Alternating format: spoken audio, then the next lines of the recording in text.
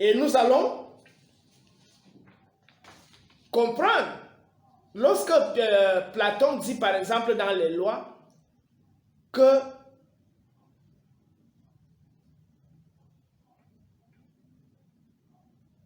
certains mythes sont fabriqués. Effectivement, certains mythes sont fabriqués pour justifier les actes. Loi, page 25. Certains mythes sont fabriqués pour justifier les actes que les individus posent. Donc, il ne s'agit pas d'une pratique qui entre intégralement dans la mythologie égyptienne sur le plan cosmologique, c'est-à-dire que c'est comme ça que les pharaons ou les Noirs voyaient le monde. Non, il s'agit d'un acte individuel. L'acte de Pépi Néferkare. Et je vais donc vous parler de cette 6e dynastie, pour qu'on se comprenne très bien. Mais il faut préciser d'abord que dans la pyramide d'Unas et dans la pyramide de Téti, qui est le père, Téti est le père de Pépi Néferkare. Dans les deux premières pyramides, où il y a les premières inscriptions, c'est-à-dire la pyramide d'Unas et la pyramide de Téti, cette partie ne figure pas.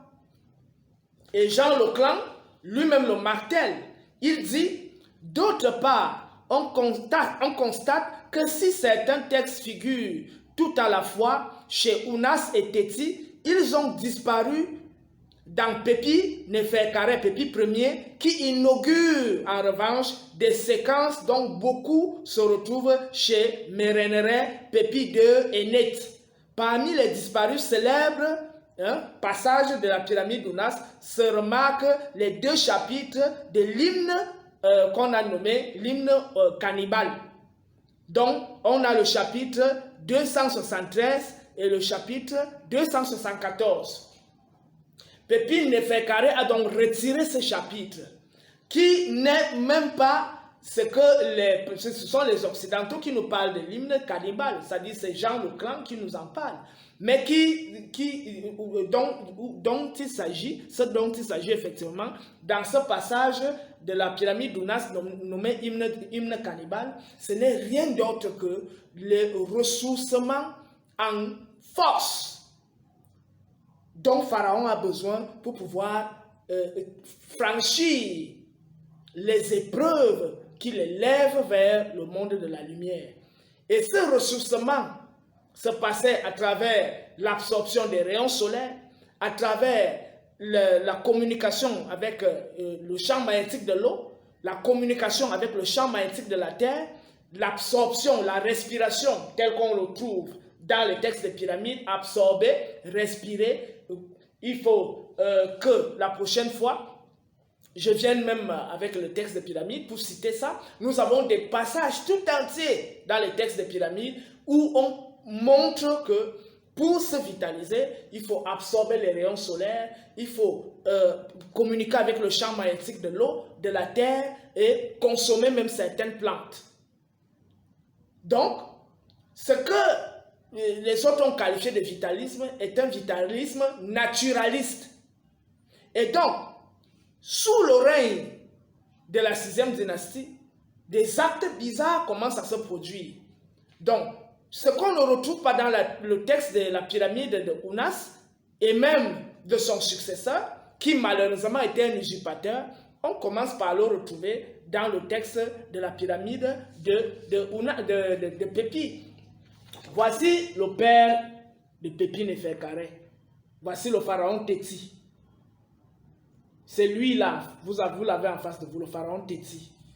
Et là, vous avez donc ce que je pourrais appeler l'ordure qu'on appelle Néferkare, Pépi Néferkare. Voilà cette ordure qui a entaché fortement l'image de l'Afrique antique. Et je vais donc expliquer ce qui s'est passé au fond. Premièrement, vous devez savoir que Téti n'était pas le fils d'Unas. Certains égyptologues ont voulu dire que comme Téti n'était pas le fils d'Unas parce que on ne connaît même pas le nom du père de Téti. Jean Vercouter a voulu dire que le nom de son père c'était Shepsespouta, qui aurait été le fils d'Unas. Mais cela a été contesté par les autres égyptologues. Et d'autre part, d'autres voulaient dire que non, il a épousé la fille d'Unas, l'a nommée Hippout, et que c'est à travers la filiation de la fille d'Unas qu'il a pu accéder au pouvoir. Mais toutes ces thèses aussi sont battues en brèche, et on s'est rendu compte qu'au fond, le pharaon Téti était un usurpateur. Et pour preuve que c'était un usurpateur, qu'est-ce qui s'est passé? Pour preuve que c'était un usurpateur, il faut le dire devant tout le monde ce soir.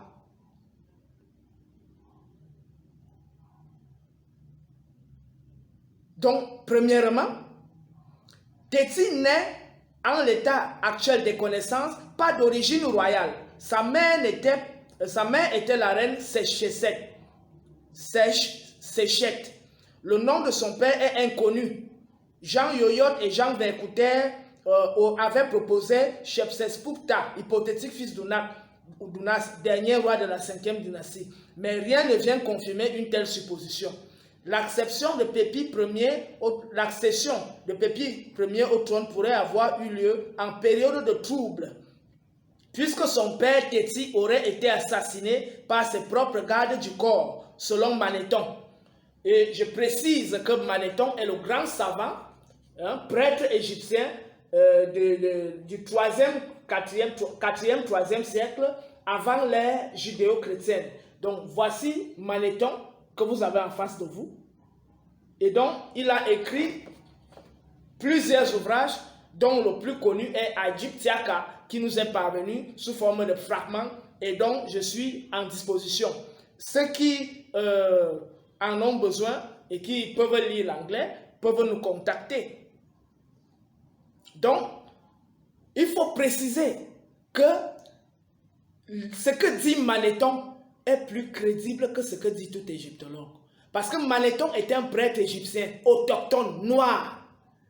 Et en tant que prêtre, il avait accès au temple, il avait accès à tous les archives. Donc lui, qui nous rapporte en tant que grand savant et grand initié de son époque, l'histoire de son peuple est plus crédible que ce que, quel que soit, comment je peux exprimer ça, ce que aucun égyptologue ne pourra venir contester. La preuve, c'est que c'est la chronologie de Manéthon qui a été adoptée. C'est-à-dire les dynasties égyptiennes. C'est la chronologie de Manéthon qui a été adoptée. Et donc, cela prouve toute la crédibilité de ce que Manéthon pourrait nous dire dans ses écrits. Donc, lorsqu'il dit que sous le règne de Téti, il y a eu des troubles, il a parfaitement raison. Donc, Naguib Kanawati a soutenu la thèse de Manéthon en faisant remarquer par exemple que le règne de Téti a vu une augmentation importante du nombre de gardes à la cour égyptienne.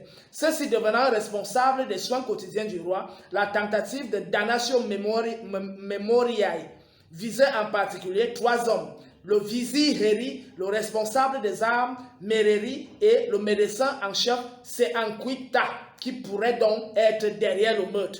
Voilà donc que le pharaon Téti se fait assassiner par son vizir Héri, par son responsable d'armes Mereri et le médecin en chef Seanquita, pour démontrer donc que ce pharaon n'a pas été accepté. Pas seulement par le peuple, mais par ses proches même. Là, ce sont ses gardes rapprochés qui le tuent. Et je rappelle que ça ne s'arrête pas là. Le successeur de Téti fut roi, le roi Ouserkare, mais il eut un règne très court. Et donc, on comprend que Ouserkare pourrait avoir été aussi peut-être de la famille d'Unas, et lui-même il a été assassiné, pour permettre maintenant à Pépi Néferkare d'accéder au pouvoir. Donc vous voyez que c'est une dynastie trouble, et c'est cette 6e dynastie qui mène l'ancien empire dans le chaos. Donc allez revisiter l'histoire de l'ancien empire, vous allez vous rendre compte que c'est cette 6e dynastie, à cause de ses pratiques malsaines, que l'ancien empire a sombré dans le chaos. Et ce premier chaos, c'est la période qu'on appelle la première période intermédiaire. Donc, à cause de ces actes, notre peuple a dû se révolter contre ces imposteurs, contre ces usurpateurs de pouvoir. Notre peuple s'est révolté et les a écartés. La révolte de la première période intermédiaire ne peut être justifiée que par des actes que nous venons de mentionner, ce qui montre que dans les mœurs d'Afrique noire, cette pratique était honnie, bannie et haïe. Puisque ses propres gardes, les propres gardes de Téti, l'ont assassiné. Pépi Néferkare lui-même a failli être assassiné à plusieurs reprises. Et il faut préciser aussi que l'une de ces femmes du harem, nommée Oueret Yamtes ou Oueret Yamet, a conspiré contre lui. Donc, ces pharaons de la 6e dynastie ont tous été menacés d'assassinat. En dehors de leur initiateur Téti qui a été assassiné, eux-mêmes, ils ont été menacés d'assassinat à cause des pratiques. Hein? On ne sait donc pas d'où venait Téti, de quelle masse. Voici, on comprend que, en fait, lorsqu'on a la palette de Namer ici, elle date de l'an 3250. Vous voyez un occidental là, on les appelle les bédouins, mais on l'attrape par les cheveux, il a les cheveux de blanc. Et vous voyez donc Namer, nous sommes à moins 3250. Donc, on peut comprendre que dès cette période, il a commencé à avoir des infiltrations.